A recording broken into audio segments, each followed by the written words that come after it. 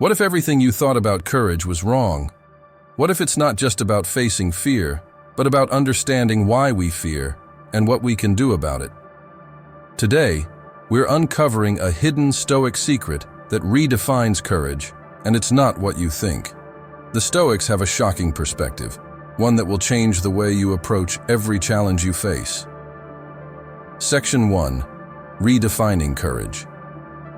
We've all heard of courage as the ability to face danger, to charge into battle, or to act boldly despite our fears. But the ancient Stoics saw courage in a much deeper light. To them, courage wasn't about being reckless, nor was it simply the absence of fear. Courage, in the Stoic sense, was the rational strength rooted in wisdom. In fact, the Stoics believed that courage, when isolated from wisdom, could easily become misguided. Courage is not about blind action. It's about the wisdom to know why we act. Let's look at a quote from Seneca, who says, "Courage is not the absence of fear, but the judgment that something else is more important." What Seneca is telling us here is profound. It's not that we won't feel fear. It's that we must be able to overcome that fear, because something more important calls us to act. A Stoic's courage is determined by their values and wisdom, not by how loudly they can shout, or how recklessly they can charge into the unknown. This is where Stoicism goes beyond ordinary ideas of courage. For Stoics, courage is deeply connected to reason. It's about using our rational faculties to assess the situation and then acting accordingly, rather than letting fear cloud our judgment. In a way, Stoicism helps us cultivate the strength not to run into danger blindly, but to face life's challenges with a clear mind. Section 2. The problem with blind courage. But there's a problem with blind courage, a courage without wisdom or virtue. In fact, the Stoics warned us against it. It's not enough to simply act courageously. Our actions must be guided by wisdom and justice.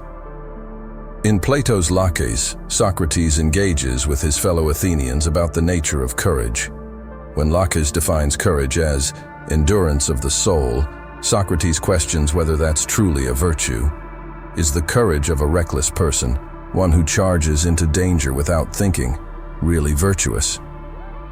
Socrates shows us that courage, when not balanced with wisdom, can easily become dangerous. The Stoics take this a step further. They tell us that courage, like any virtue, is only meaningful when it works in harmony with the other virtues: wisdom, justice, and temperance.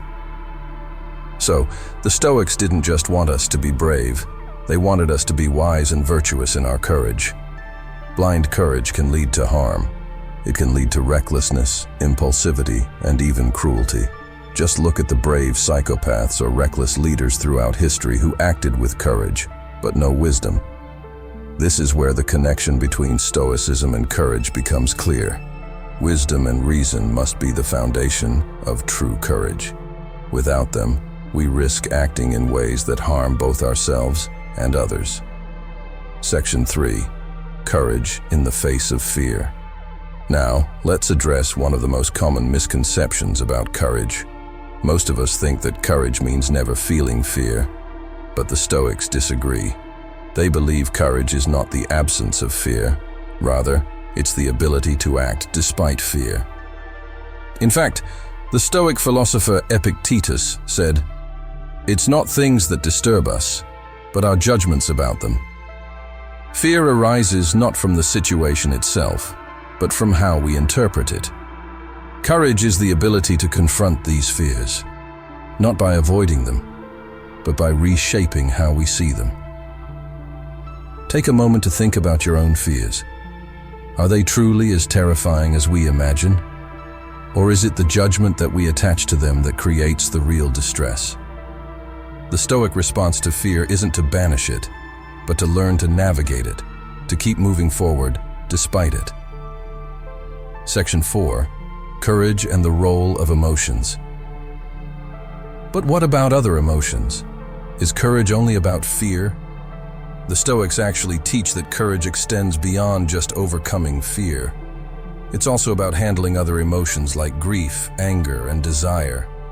Let's take grief, for example. Seneca, in his Ad Marciam letters, teaches Marcia to find courage in the face of deep loss. He doesn't tell her to suppress her emotions, but instead to act in alignment with her virtue, reminding her of her inner strength and rational perspective.